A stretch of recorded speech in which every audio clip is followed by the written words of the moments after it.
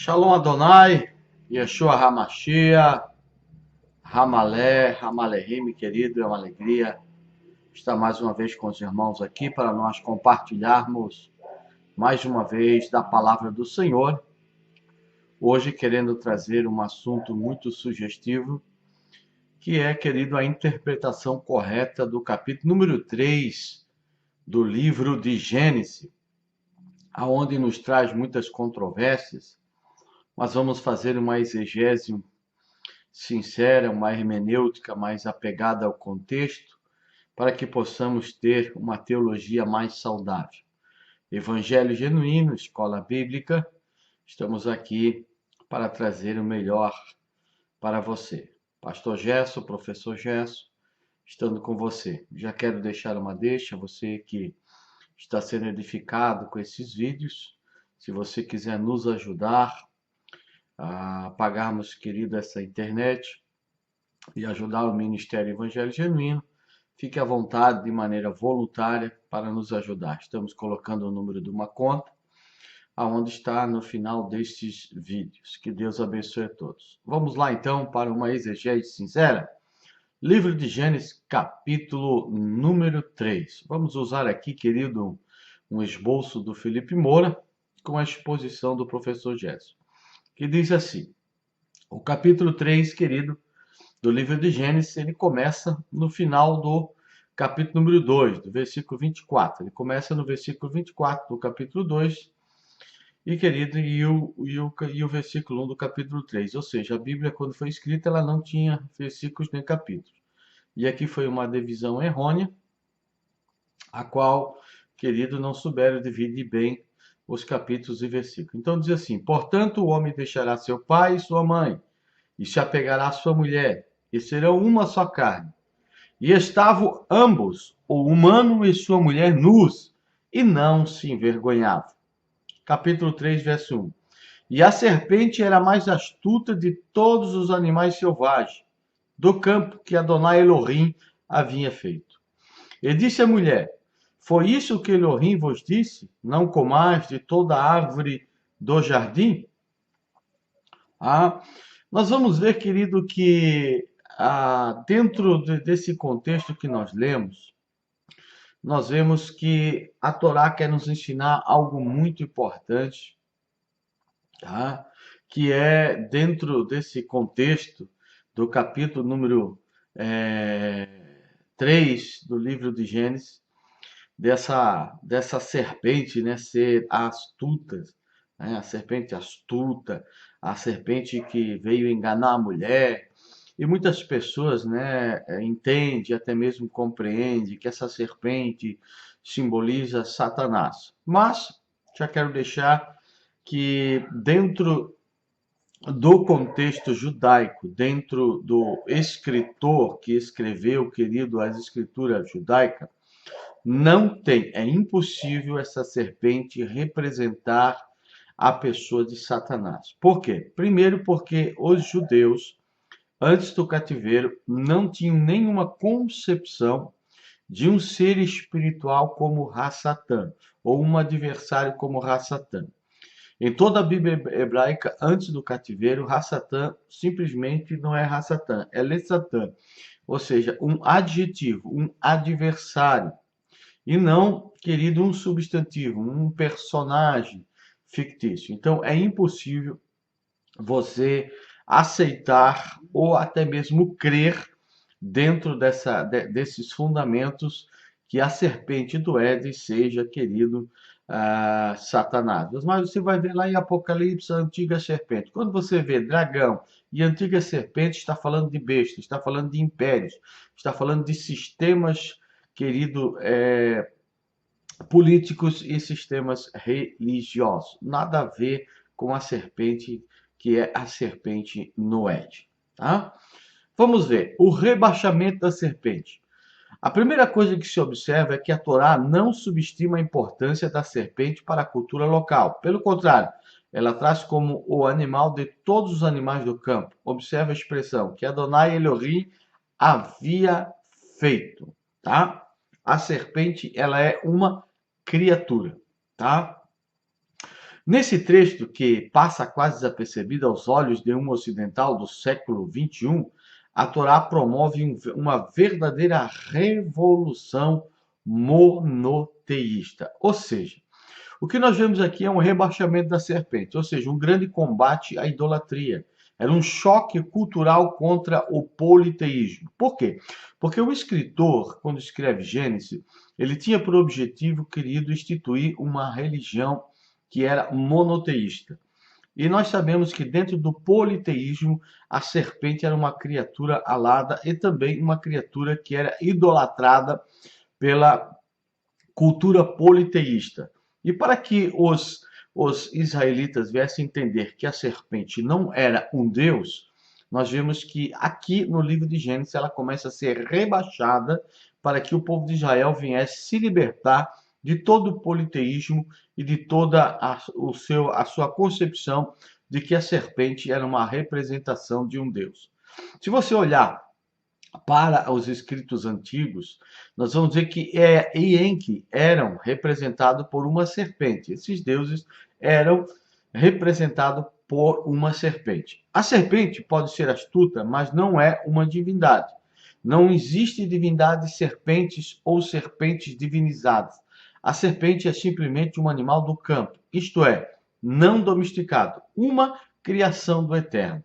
Então, quando o leitor do livro de Gênesis ele lia essa declaração, ele estava completamente sendo impactado com a cultura a qual ele viveu muito tempo e que fazia parte da cultura semita, de acreditar que a serpente era um deus, que era uma divindade. E muitos criam que a serpente era uma divindade por causa da sua capacidade de trocar de pele várias vezes ao ano e ela se renovava. Então, muitas vezes também ela era simbolizada como um Deus eterno, né, que tinha a eternidade. Tá?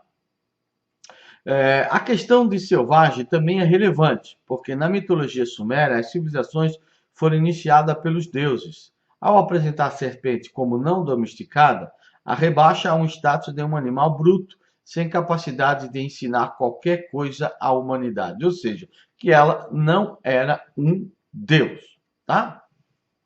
A nudez e a serpente. O trocadilho abaixo só se percebe no original. Estavam ambos, o humano e sua mulher, nus, Arumim, e a serpente era mais astuta. Arum, que vem, querido, dessa palavra. Arume e Arumim, Arume singular, Arumim, querido, plural. É um trocadilho nas palavras, tá? Quando diz que ela é astuta, Arume, de todos os animais. Embora o primeiro esteja no plural, o radical para astuto, malicioso e nu é exatamente o mesmo, Arum. Evidentemente, não é coincidência que na frase seguinte, a que descreve a nudez do ser humano, haja uma referência à serpente enquanto astuta. Ou seja, a malícia vem com o despertar da nudez humana. Tá? Enquanto na mitologia suméria o homem é completamente inocente e manipulável, a Torá ensina uma realidade muito diferente. O despertar da malícia vem com o despertar do entendimento da nudez. Nós podemos ver, querido, no época de Gilgamesh, Atrahasis, Enumelish, o homem é um joguete nas mãos dos deuses. Mas aqui não. Aqui a Torá está trazendo que muitas coisas que acontecem na vida do homem, muitas males que acontecem na vida do homem, são por causa de suas escolhas. Que o homem é responsável, sim, pelos males que lhe acontecem. E não que o homem sofre por causa dos deuses, porque o homem é um joguete na mão dos deuses. Porque nos semitas antigos, nos épicos de Gilgamesh, Enumelish, o homem era um joguete na mão dos deuses, o homem era vítima dos deuses. Mas aqui nós vemos que a Torá está trazendo totalmente uma nova visão para o leitor da época de que o homem era responsável pelos seus atos e não que ele era uma vítima de Deus, tá? Em outras palavras, a partir da puberdade, que para os semitas antigos marcava o início da idade adulta, o ser humano desenvolvia sua malícia.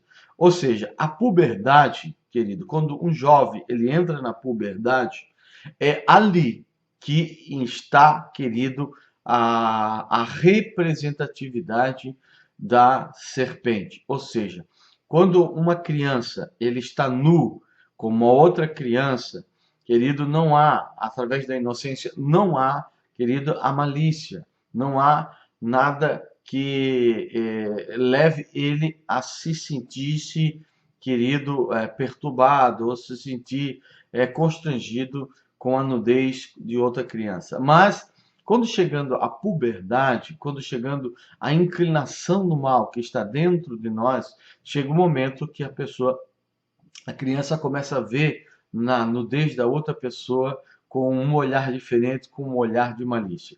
E é aí, querido, que entra a Arumi, aí que entra a representatividade da serpente. Ou seja, a serpente é também uma alegoria representando Satã, né? Ou a faculdade imaginativa que cria apetite e desejo.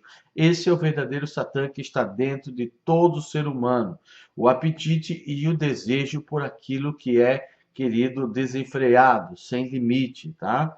Ou algumas pessoas podem se libertar do estilo de vida animal, mas a maioria das pessoas não consegue fazer isso. Portanto, toda a sociedade humana precisa de um código de normas morais para regular o comportamento e prevenir a anarquia. Por isso que é importante nós temos leis, por isso que é importante nós temos regras, porque se o ser humano viver segundo os seus desejos, segundo sua carnalidade, segundo a sua Itzerará, sua inclinação ao mal, ele vai viver num mundo cheio de anarquia, tá? Porque desejos sem leis e regras nos destrói, e isto é mal. O fruto proibido era este limite e esta regra, tá? Quando ali a Torá, Noé de traz o fruto proibido, era a lei que impunha limites para que nós não vivêssemos de maneira desenfreada, regidos, governados pelos nossos instintos, pelos nossos desejos, pela nossa Itzerará, pela nossa malícia, que é a serpente que está dentro de nós e que fala conosco para que nós venhamos querido, ser conhecedor desse mal, desta malícia, tá? A serpente simboliza algo que está dentro de nós mesmos, a nossa Itzerará, tá? Isto é, a nossa inclinação destrutiva, algumas vezes traduzida como inclinação ao mal. Ou seja, o ser humano ele é vítima de sua própria natureza caída, Itzerará. Essa é a serpente que está sempre, querido, no nosso calcanhar, querendo se alimentar do pó que é a nossa carnalidade. Aí você vai entender o que significa, querido, Gênesis capítulo de número 3, tá? A serpente ali não é Satanás. A serpente ali é a nossa própria inclinação, porque nós, como seres humanos, nós somos criados com duas potencialidades, ou seja, uma para fazer o bem e outra para fazer o mal. Nós temos esta capacidade de escolhermos o bem e escolhemos o mal. Por isso que precisamos estarmos, queridos, preparados com nossa vida inclinada sempre para o bem, escolhendo sempre o caminho do bem, para que possamos ter o retorno através do arrependimento, para que podemos se encontrar com o nosso Deus. E como se a Torá estivesse dizendo, se você quer encontrar um culpado por sua condição, ó homem, olhe para si mesmo, despido de todos os seus pretextos, a serpente astuta Arume é você mesmo desnudado. Os maus desígnios não procedem de Satanás, mas vêm de dentro do homem. Você vai encontrar isso quando Jesus fala, em Mateus capítulo 15, versículo 19, 20, que diz, porque do coração procedem maus desígnios, homicídios, adultérios, prostituição, furto, falso testemunho, blasfêmia, são essas coisas que contaminam o homem, mas o comer sem lavar as mãos não o contamina. Ou seja, o mal, querido, não procede de fora para dentro. O mal é de dentro para fora, tá? Então, o que Jesus quer nos ensinar aqui? Que a serpente simboliza aquilo que já estava dentro de nós. Quando nós fomos criados, nós já fomos criados, querido, com essas duas naturezas. Mas Deus, Ele está revelando através dessa palavra que o homem deveria ter escolhido a natureza da inocência, a natureza do caminho querido da verdade, o caminho da justiça, o caminho da retidão, o caminho da santidade, o caminho da verdade. Mas teve momentos em que o homem escolheu, que está na representatividade de Adão e de Eva, os dois seres humanos que representam a humanidade, que escolheram o caminho da maldade, né? Escolheram, querido, conhecer também a sua nudez, ou seja, desnudar-se, conhecer o mal, querendo ser semelhante a Deus, tá? Vamos lá, capítulo 3. Pare de procurar bodes expiatórios para seus erros. Diz assim o versículo 2: E a mulher respondeu à serpente: Do fruto das árvores do jardim podemos comer, mas acerca do fruto da árvore que está no meio do jardim, Elohim disse: Não comereis dele, nem o tocareis, para que não morrais. A serpente disse à mulher: Não morreis. Porém, Elohim sabe que no dia que comerdes dele, vossos olhos vos serão abertos, e sereis como Elohim, conhecedor do bem e do mal. E a mulher viu que a árvore era boa para comer, e que era agradável aos olhos, a árvore cobiçável, como fonte de sabedoria, e tomou do seu fruto e comeu, e dele também deu a seu marido, e ele o comeu. Tá? Engano. Há aqui também uma mudança de perspectiva. Na mitologia suméria, tal como demonstrado pelo texto de Adapa, o homem é enganado pela divindade, e a serpente Nigizida tenta dar a ele pão da vida ou água da vida. O próprio Eia, Deus, engana Adapa, que é o primeiro o homem dentro da mitologia querida suméria. A primeira mudança nítida. No texto bíblico, não é o homem, mas sim a mulher quem é enganada. Na mitologia suméria, a mulher era enganadora. Além disso, o Eterno dá uma ordem clara, e que se deixa enganar é a humanidade, por sua própria inclinação destrutiva. A serpente deixa de ser divina e se torna a nossa Yetzer Hara, ou seja, o Satã dentro de cada ser humano.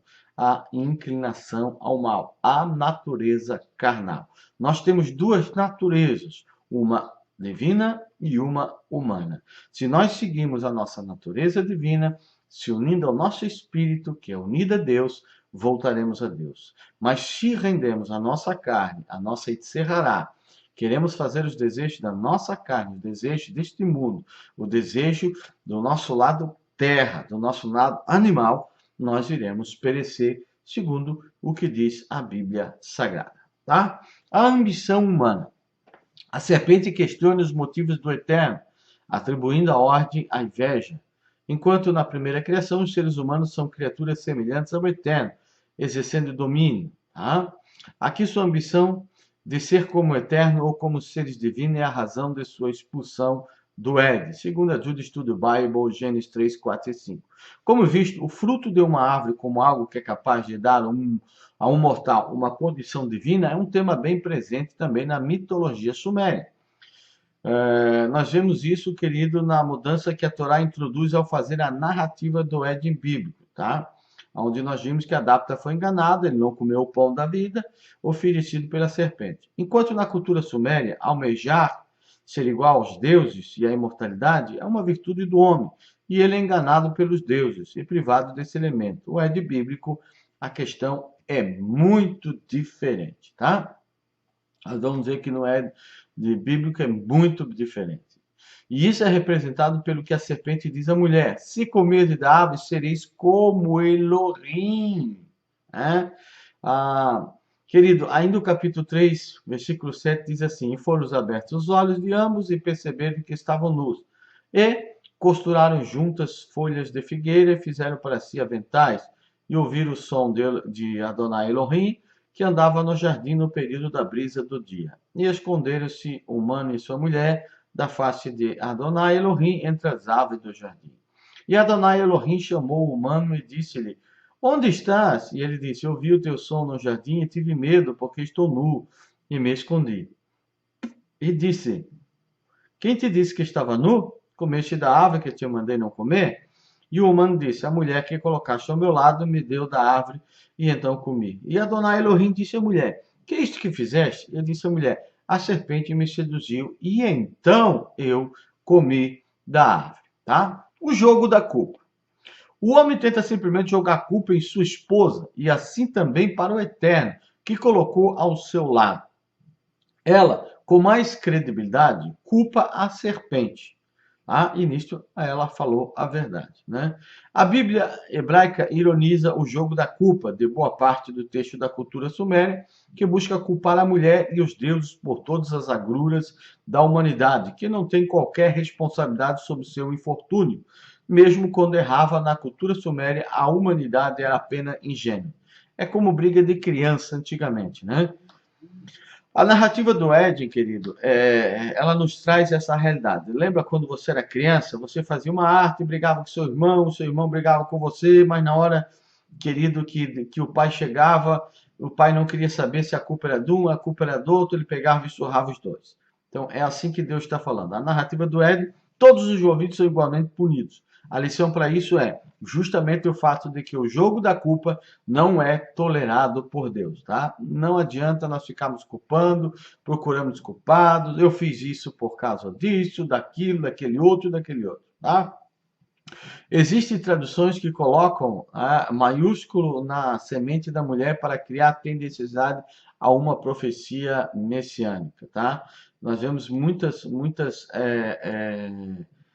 tendenciosidade querendo para transformar a semente da mulher numa profecia messiânica, forçadamente, querido, chego até a colocar um S maiúsculo na palavra semente da mulher, para fazer uma tendenciosidade, para criar uma teologia inexistente e fraudulenta. Tá? Versículo 14 diz, capítulo 3. E então, Adonai Elohim disse à serpente: por que fizeste isto? Maldita será entre todos os animais domesticáveis e entre todos os animais selvagens. Sobre teu ventre rastejarás, e pó comerás por todos os dias da tua vida. E coloquei inimizade entre ti e a mulher, e entre a tua semente e a semente dela. Antes te ferirão na cabeça, e tu lhe ferirás o calcanhar.